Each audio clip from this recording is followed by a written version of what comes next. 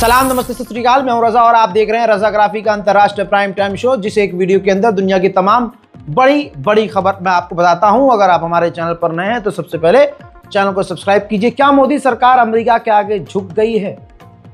उम्मीद तो यही है, क्योंकि मोदी सरकार में अगर दम होता तो 2 दिन में पाकिस्तान से जंग खत्म न होती और तमाम खुलासे दिन प्रतिदिन परत दर परत खुल चुकी है।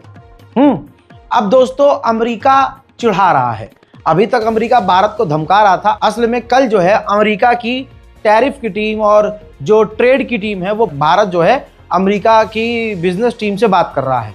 इसको लेकर अमेरिकी अधिकारी, बल्कि अमेरिका कह रहा है कि भारत जो है अब बातचीत की टेबल पर आ रहा है। ये तो वही बात हो गई। अभी 4-5 दिन पहले अमेरिका ने यह भी कहा था कि भारत सॉरी भी बोलेगा, भारत झुकेगा भी और बातचीत भी करेगा। कहीं तो सख्ती से जवाब मोदी सरकार को देना चाहिए, लेकिन ऐसा लग नहीं रहा है, दिख नहीं रहा है। क्योंकि जब मोदी का दोस्त झुक गया तो फिर मोदी जी क्या है? कैसे कह रहा हूं ये खबर, आपकी स्क्रीन पर रिपोर्ट देखिए। भाई, अदानी जो ग्रुप है उसने रूस से अमेरिका की पाबंदियों से डर के बैन कर दिया है। रूस से तेल लेना अदानी ग्रुप ने बंद कर दिया है। कोई अंडवा अब अदानी ग्रुप से या फाफा से सवाल नहीं करेगा।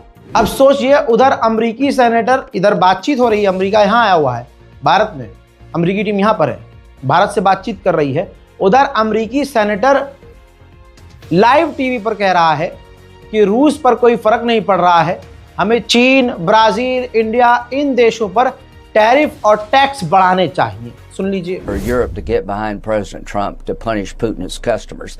Putin has been sanctioned, literally his economy has been sanctioned every way it can be sanctioned. President Trump approach is to go after China and India. President Trump put a 25% tariff on every Indian product coming into America because they buy cheap Russian oil. He is now going after China. He posted yesterday to our European allies, mostly NATO allies, that he expects them to follow his lead by imposing tariffs on China for 50 to 100%, up to 100% on products coming into Europe. It is now time for Europe to get behind the Trump approach. The Europeans say they love the... भाई, एक गंदी औरत की तरह जो होती है ना लड़ाकू, उसकी तरह ये अमेरिका रो रहा है। अभी कल तक कह रहा था कि भारत हमसे दूध नहीं ले रहा है, अब कह रहा है भुट्टे नहीं ले रहा है। कौन? भारत में इतनी आबादी है और भारत हमसे 25 किलो भुट्टे तक नहीं ले रहा है। बताइए, इतनी बौखलाहट है अमेरिका के अंदर। वहीं डोनाल्ड ट्रंप के सलाहकार ने कहा कि मुझे नहीं लगता कि जब भारत के प्रधानमंत्री मोदी चाइना गए थे तो वो शी जिनपिंग के साथ स्टेज शेयर करने में कंफर्टेबल थे। यानी मुझे नहीं लगता, अमेरिका को नहीं लगता, अमेरिका के राष्ट्रपति के सलाहकार को, कि जो भारत के प्रधानमंत्री हैं वो एक स्टेज पर चीन के राष्ट्रपति के साथ आकर खुश थे। किसी मुद्दों पर भारत सख्त कदम उठा रहा है, लेकिन जहां हमें उम्मीद होती है वो बात अलग है कि मोदी सरकार वहां नरम पड़ जाती है। इस वक्त जैसे भारत 10 अलग अलग देशों से फ्री ट्रेड की बात कर रहा है। अगर ऐसा होता है तो अमेरिका को सीधा झटका है। वहीं एक अच्छी खबर यह है कि चाइना जैसे हमारे खिलाफ ब्रह्मपुत्र नदी पर डैम बना रहा है, वैसे भारत ने भी तैयारी की है कि चीन के खिलाफ एक नदी पर डैम बनाया जाए और उस पर मोदी सरकार 17,000 करोड़ खर्च करेगी। उधर अमेरिका पूरी कोशिश में है कि भारत पूरी तरह से झुक जाए, और ऐसा अभी तक होता हुआ नजर नहीं आया है। बल्कि भारत ने, हमारी जो गवर्नमेंट है उसने काम ये किया कि अलग अलग देशों से टैरिफ से बाहर निकलने के लिए दूसरे देशों से बिजनेस बढ़ाने की बात शुरू कर दी। इस पर रशिया खुश हुआ है और रशिया ने कहा कि टैरिफ का बाइकआउट करने के लिए भारत जो कदम उठा रहा है और भारत जो अमेरिका के आगे झुक नहीं रहा है, ये काफी अच्छी बात है। वहीं मैंने आपको बताया था, पाकिस्तान के राष्ट्रपति जो हैं चीन के दौरे पर गए। पाकिस्तान की एक बड़ी टीम गवर्नमेंट की गई और पाकिस्तान की जो टीम ये है चीन के सैन्य बेस पर गई और वहां J-10C जो चीन का एक एडवांस फाइटर जेट है उसका मुआयना किया। पाकिस्तान इस फाइटर जेट को खरीद चुका है। पाकिस्तान ने चीन के हथियारों की तारीफ की और कहा जा रहा है कि पाकिस्तान अभी चीन से और हथियार लेगा। उधर बलूचिस्तान में पाकिस्तान के 5 सैनिक आईईडी ब्लास्ट में मारे गए हैं। पाकिस्तान के अंदर आतंकी घटनाएं बढ़ती ही जा रही हैं और हमेशा वहां आतंकी घटनाएं इसी तरह से होती हैं जिसमें आम लोग तो मारे जाते हैं, लेकिन अब पिछले कई सालों से आतंकवादियों के निशाने पर पाकिस्तान की फौज है। उधर हम जो सुनते हैं कि एक तारा टूट के आ रहा है, उपग्रह हमारी तरफ टूट के आ रहा है, ऐसा ही एक उपग्रह जो है उसका टुकड़ा चीन के ऊपर गिरता हुआ आ रहा था। चीन को खतरा लगा, ये सीसीटीवी फुटेज है। चाइना ने अपने एयर डिफेंस सिस्टम से उस टूटते हुए ग्रह के हिस्से को शेंडोंग के इलाके में मार गिराया। अब ये अलग ही ताकत है उसके एयर डिफेंस सिस्टम की। एक तरफ अमेरिका चीन पर पाबंदियों की बात कर रहा है, दूसरी तरफ चीनी कंपनियों के साथ वो बात भी कर रहा है, डील भी कर रहा है। अमेरिका ने आधिकारिक तौर पर कहा कि हम टिकटॉक के साथ डील करने के काफी करीब पहुंच चुके हैं। चाइना जितनी तेजी से आगे बढ़ रहा है सबकी हवा संट है। नासा की भी अब फट के 4 हो गई है।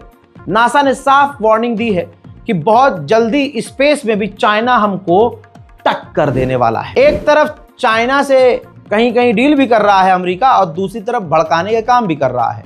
जापान के अंदर चाइना के खिलाफ अमेरिका ने टाइफून मिसाइल तैनात कर दी है। ये मिसाइल काफी खतरनाक है। अमेरिका की सबसे खतरनाक मिसाइलों में से एक मिसाइल है।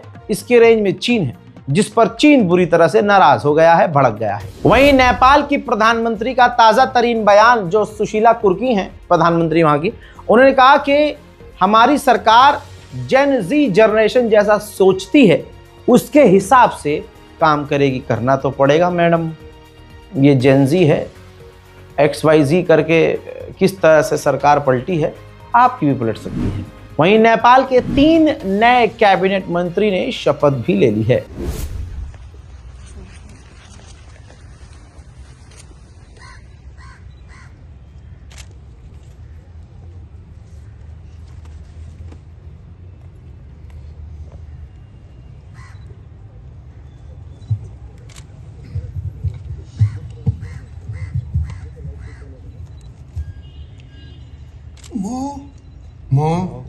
नेपाल को सार्वभौम सत्ता र राजकीय सत्ता, नेपाल को सार्वसत्ता र राजकीय सत्ता नेपाली। उधर मेरे दोस्तों जेनजी जनरेशन जो है इस पर भड़क गई।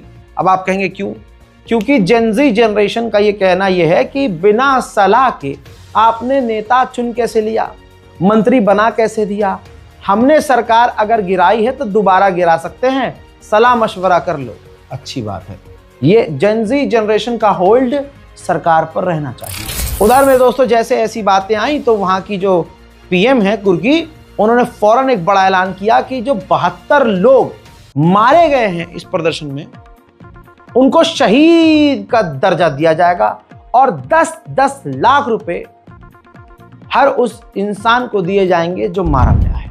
उधर सुनिए, अमेरिका का हरामीपन सब पर है, लेकिन सब इतना डरते हैं अमेरिका से कि कोई इसको मुंह तोड़ जवाब नहीं देता। और अमेरिका की ना दोस्ती अच्छी ना दुश्मनी अच्छी, समझ रहे हैं कैसे? अमेरिका से लगभग 88 फाइटर जेट F-35 कनाडा खरीदने की बातचीत काफ़ी समय से कर रहा है, लेकिन कनाडा को उल्टा सीधा जब अमेरिका ने बोला तो कनाडा ने बातचीत हल्की कर दी। तो अब कनाडा को अमेरिका ने धमकी दी है कि F-35 88 जो आपको खरीदने थे, उस पर जो आप बातचीत कर रहे थे, अगर ये बातचीत बंद करी और डील कैंसिल करी तो छोड़ेंगे नहीं।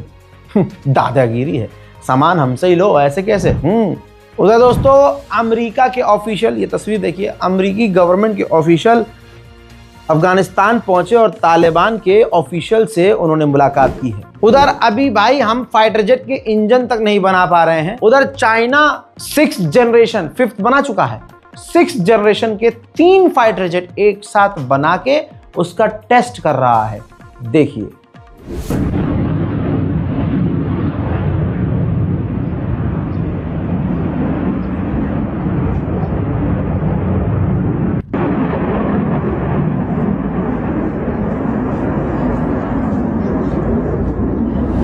चाइना ने डॉलर के मुंह में थूकते हुए, ये ग्राफ देखिए, अपने ही देश युआन करेंसी का इस्तेमाल कर रहा है। अब उसके देश में जो सबसे ज़्यादा बिजनेस ट्रेड जो कुछ हो रहा है, 50% वो अपनी ही करेंसी से कर रहा है। उधर दोस्तों रूस और बेलारूस मिलकर बेलारूस के अंदर मिलिट्री एक्सरसाइज कर रहे थे, दोनों आपस में कर रहे थे। पता है क्या हुआ, अमेरिका का सैन्य ऑफिशियल अचानक से सरप्राइज विजिट पर पहुंच गया। ये देखिए, दुश्मनी में नहीं, ये एक भाईचारे में, मतलब डोनाल्ड ट्रंप की जो गवर्नमेंट आई है वो रूस के साथ अपने संबंधों को ठीक कर रही है, जिसके चलते हुए इस मूव को पॉजिटिव वे में लिया जा रहा है। वेनेजुएला के ऊपर बवाल तो है ही अमेरिका का। अमेरिका के मिलिट्री ने, नेवी ने वेनेजुएला के 8 मछुआरों को किडनैप कर लिया, गिरफ्तार कर लिया।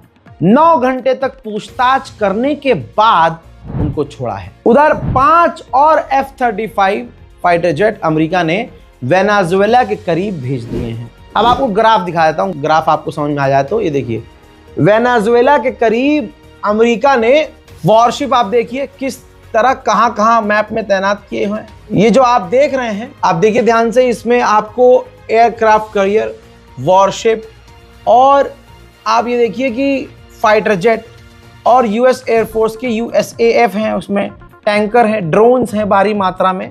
यानी एक छोटे मोटे देश पर कब्जा करने के लिए जितनी ताकत चाहिए वेनेजुएला के खिलाफ अमेरिका ने वो भेज दी है। अब वेनेजुएला के राष्ट्रपति ने पहले कह दिया था जनता से कि जाओ गोली चलाते कैसे सीखो। तो आप ये देखिए, वेनेजुएला के जो सिविलियंस हैं अब वो गोली चलाना, बंदूक चलाना, इन मतलब जंग की पूरी तैयारी, मतलब ट्रेनिंग ले रहे हैं। इसमें बड़े बड़े आर्म व्हीकल्स भी नजर आ रहे हैं, बड़े बड़े हथियारों को चलाती हुई आम जनता भी नजर आ रही है। यानी एक पूरा का पूरा देश इस वक्त जो है जंग की तैयारी कर रहा है। अब पत्रकारों ने ट्रंप से पूछा कि क्या आप वेनेजुएला पे हमला करेंगे, तो उन्होंने कहा कि हाँ बिल्कुल, अभी देखेंगे आगे क्या होता है, क्योंकि वेनेजुएला हमारे देश में गैंग्स भेज रहा है, ड्रग्स की तस्करी करवा रहा है। जैसे वो इल्ज़ाम, सेम वही इल्ज़ाम है ये। इसके पास दिमाग चलाने की कुछ है तो है नहीं, आइडिया है नहीं इसके पास सुअर के पास। जैसे इल्ज़ाम मैक्सिको पर लगाया था वैसा ही इल्ज़ाम वेनेजुएला पे लगा दिया। देखिए,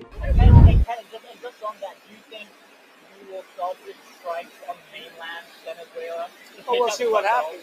Look, Venezuela is sending us their gang members, their drug dealers and drugs. It's not acceptable. दादागिरी, बदमाशी भाई भरी पड़ी है अमेरिका में। अब ये देखिए, डोनाल्ड ट्रंप ने एक वीडियो शेयर किया और बताया कि हमने जो है वेनेजुएला की एक और बोट को उड़ा दिया है। आप देख रहे हैं, ये सीधा सीधा जुल्म है भाई। एक देश शांति से रह रहा है, आपसे पंगे नहीं ले रहा है, आपकी बदमाशी है कि आप उस पर इल्ज़ाम लगाकर कि उसके यहाँ तेल बहुत ज़्यादा है तो आप उस पर हमला करके कब्जा करना चाहते हो। ये दुनिया को समझ में आ रहा है। इस पर चाइना ने कहा है कि वेनेजुएला के खिलाफ अमेरिका ने जो तैनाती की है ये उस इलाके के शांति के लिए खतरा है। देखिए, बहुत सीधी सीधी बात है। वेनेजुएला के राष्ट्रपति clear cut point two point बात बोल रहे हैं। उन्होंने कहा कि ये कोई ड्रग्स व्रग्स कार्टेल वार्टे का चक्कर नहीं है। अमेरिका पपेट गवर्नमेंट चाहता है, यहाँ पर हमारी सरकार गिराना चाहता है, एक गुलाम सरकार बिठाना चाहता है और उनके ज़रिए हमारे देश यानी दुनिया में सबसे ज़्यादा जिस देश में तेल है उस पर ये कंट्रोल करना चाहता है। यह बात वेनेजुएला के राष्ट्रपति की बिल्कुल सही है, क्योंकि अगर आप मिडिल ईस्ट खबरें देखते हैं मेरी, तो आपने देखा कि मिडिल ईस्ट का हाल क्या है। लेबनान में ट्रंप ने अपना आदमी बिठा दिया राष्ट्रपति, सीरिया में डोनाल्ड ट्रंप का आदमी बैठा हुआ है जोलानी, ठीक। फिलिस्तीन की गवर्नमेंट में जो है महमूद अब्बास, वो भी अमेरिका इजराइल के ही इशारे पर चलती है। तो ऐसा ही अब वेनेजुएला के साथ भी अमेरिका चाहता है। अंतर्राष्ट्रीय प्राइम टाइम रिपोर्ट में आज और अभी कितना ही। इस रिपोर्ट को शेयर करना बिल्कुल मत भूलिएगा। चैनल को सब्सक्राइब कीजिए, दुआओं में याद रखिए। जय हिंद।